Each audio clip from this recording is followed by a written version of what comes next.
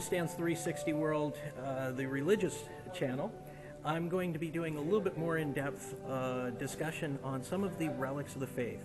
Now, if you haven't seen my short video, the relics are pieces of saints or pieces of important things in a saint's life that we have. We don't worship them, but we do hold them in high regard. So there's three levels of relics. There is a first-class relic, which would be skin, hair, nails, blood, something that was the saint themselves, bone. Second-class relic would be something that they wore or they touched, and then a third-class relic would be something that touched a first-class or second-class relic. And so here I'm going to start off with the table. Here in the center is the true wood of the cross. Now we believe that this is part of the wood that Jesus was crucified on. Saint Helena, which I may get to eventually, she's on the other side of the room, but she went to the Holy Land looking for relics, and they excavated quite a few crosses. And one of those crosses, when people that were sick would pass over that cross, they would be healed. And so that's how they determined that this was the cross of Jesus. And so this is wood from that. There is other wood around the world. It has been documented where all the pieces are, and considering the size Jesus would have been, burying it into the ground, how big the wood would have had to be to support him, there is enough wood, and should be more, out there. And so I've heard that there's more wood than there would have been on a cross. That is not true. They've been able to actually kind of not necessarily fit the pieces together, but quantify how many pieces they have. This is a fragment of the spear that pierced Jesus' side, and this is a piece of Jesus' crown that pierced him. Now as I walk, I'll come over this way, since they're chatting over there, and I'll go down this side. Some of these, St. Maria Goretti, there are parishes in the area named after her. Many of these I'm not even familiar with. There's 150 different saints that are here.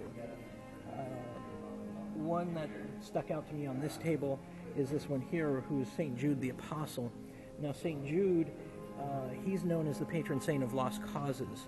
If you check some of my other videos, I have a video of the St. Jude Adoration Chapel here on the grounds. And St. Jude is a great one to pray to when you don't know who to pray to. Very wonderful saint. I don't want to spend too much time discussing each one. This, we've called it the table of heavyweights.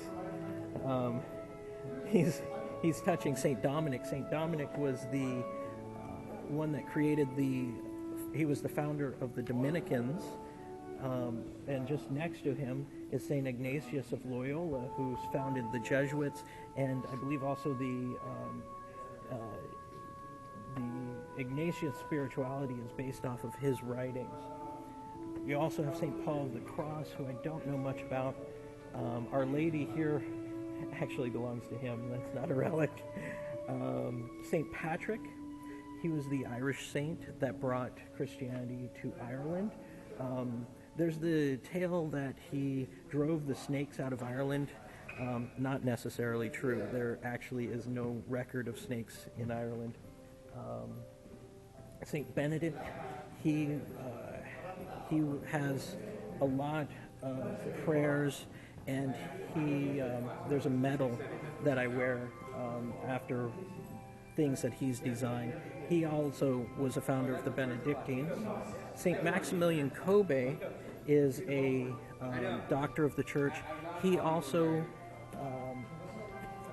is a very well-known theologian of the faith of Mary. And some of us have done retreats based on a 33-day retreat based on Mary, and some of the teachings of some of those retreats come from Maximilian Kolbe. St. John Paul II, he's one of the newer saints that's here. He was Pope John Paul II, so now he's St. John Paul II. He's definitely one of my favorite saints as well. And I'll continue on down the line here, and I'll kind of zigzag my way through. St. Clare of Assisi. St. Clare of Assisi was St. Francis's companion. She wanted to learn from St. Francis. She is also the patron saint of Santa Clara, and so she's special to us. St. Louis de Montfort, much like Maximilian Kolbe, is another Marian saint, I guess you'd say. He started an order as well, and he's also one of the ones that is focused on in one of the retreats, and many of the retreats are based off of what he's created. So he's another special one to me as well. Around this side, sorry, oh, no worries, no worries. Mark the Evangelist. He's believed to be the one that is spoken about in Mark. St. Justin the Martyr. I'm actually going that way. So. St. Justin is an early one. I don't remember too much about him. Obviously, you can tell we have some favorite saints here. St. Francis Xavier. Xavier was a companion to St. Ignatius. And when St. Ignatius was creating the Jesuits, St. Francis went off and spread the Ignatian spirituality and created other Jesuit communities. St. Ignatius stayed with his main community mainly because of health, if I recall, whereas St. Francis, once he left, St. Francis Xavier, once he left, they never saw each other again, but they wrote continuously. Pope Pius V is here. This is St. Helena. With St. Helena, she is the mother of Constantine, and she converted Constantine into Christianity. A lot of what we believe in, or a lot of the items that we have to be able to focus our faith, are because of her. She's the one that did the expedition to the Holy Land and brought many relics back. St. Xavier de Sales, St. Leo the Great. I'm going to go this way here. Let's see, we've got St. John Berkman, St. Martha, St. Agnes, St. Anne. St. Anne, this is St. Anne. St. Anne is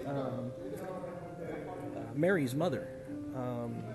And so the Immaculate Conception is Mary being conceived without sin. And so when St. Anne gave birth to Mary, Mary was born without sin. Around the other side here, no worries. I don't recognize any of these, I'm sorry. Coming this way here, we've got,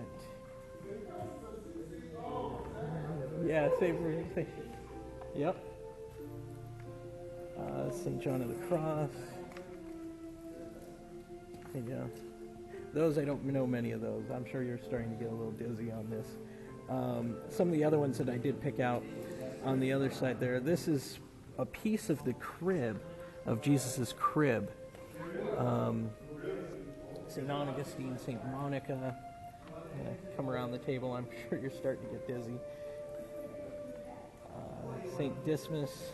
St. Dismas, the good thief, he was crucified with Jesus, but in his final moments he asked for forgiveness.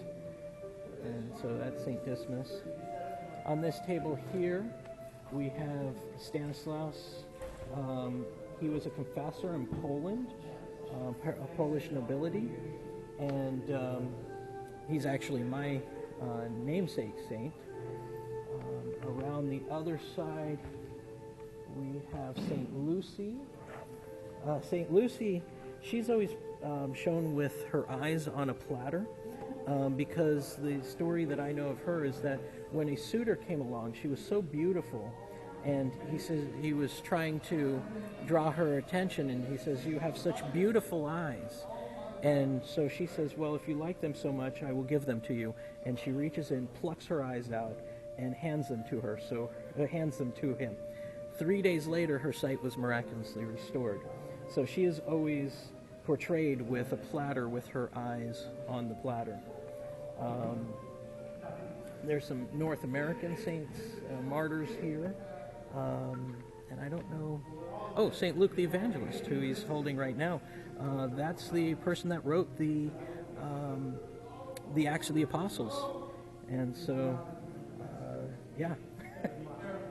He's an early author. Back here we've got Blessed Mother Teresa of Calcutta, and St. James the Apostle. St. James walked with Jesus.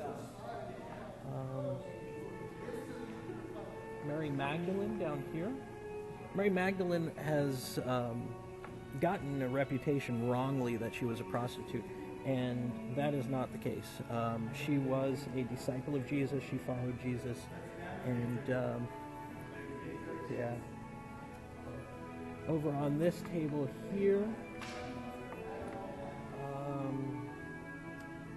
Elizabeth Ann Seton.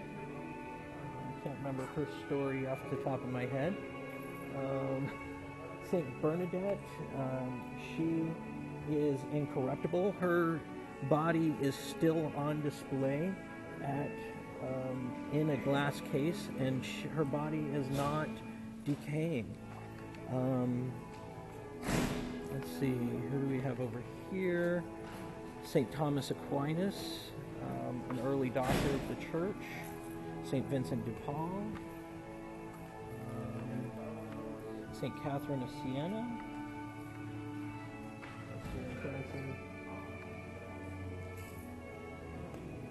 I think I stopped at that table. Now I'm getting lost on where all I stopped.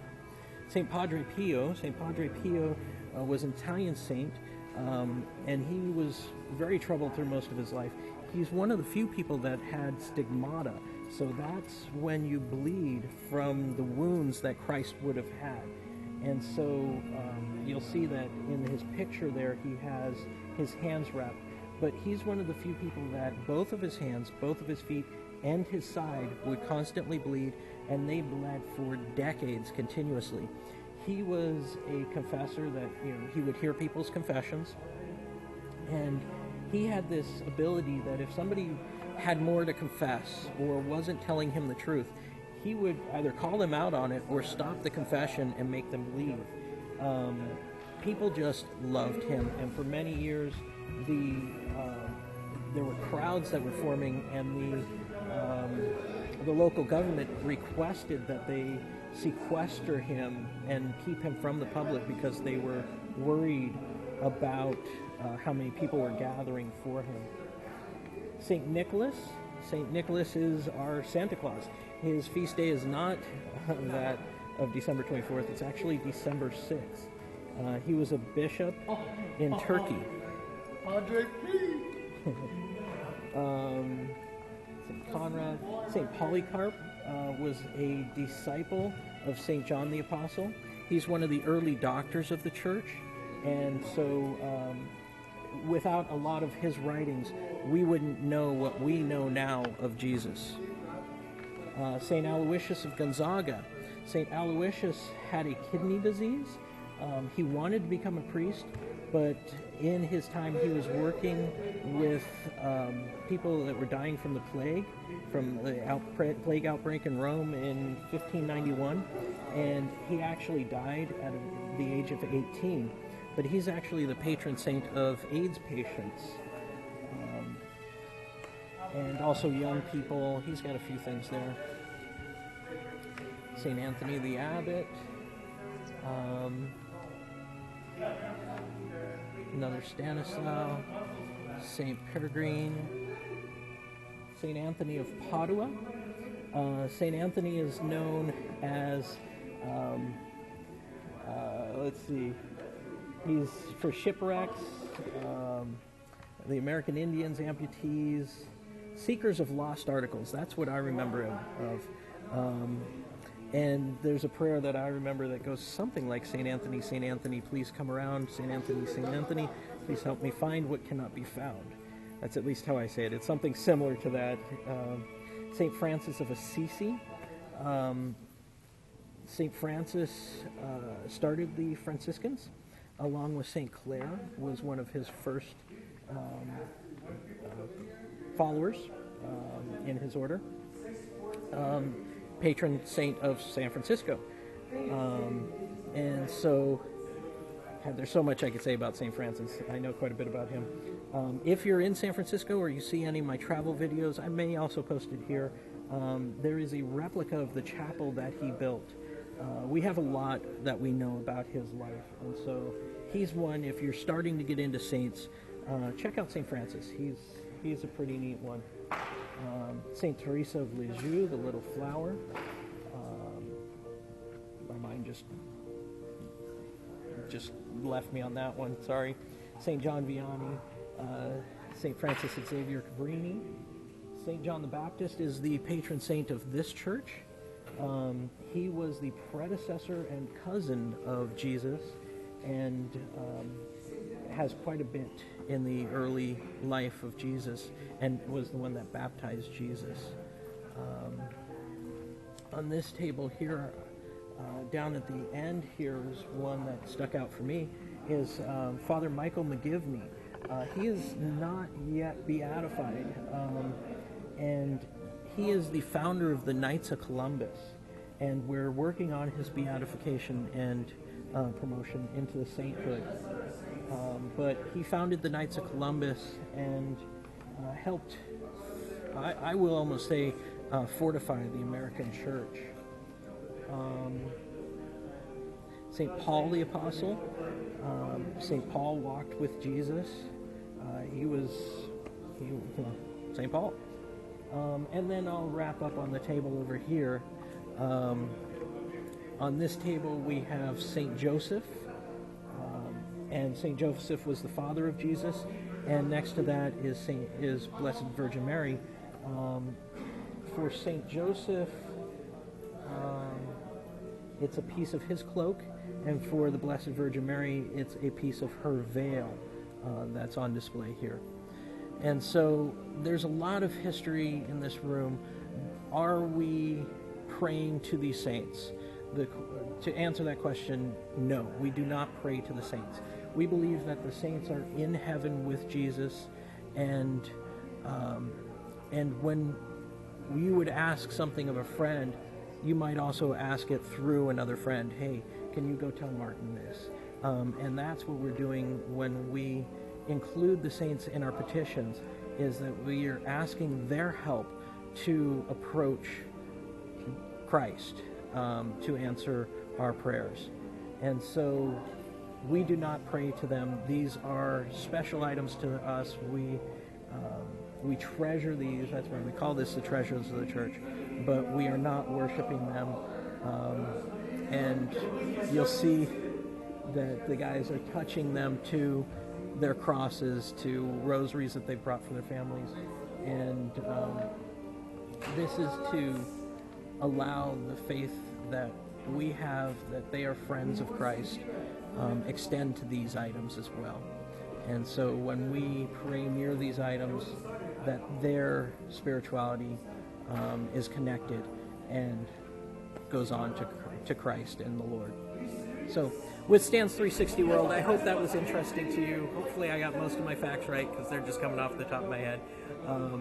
I hope you continue to explore your faith, and if you have questions, you are always welcome to ask me about mine. Thanks so much, and keep watching.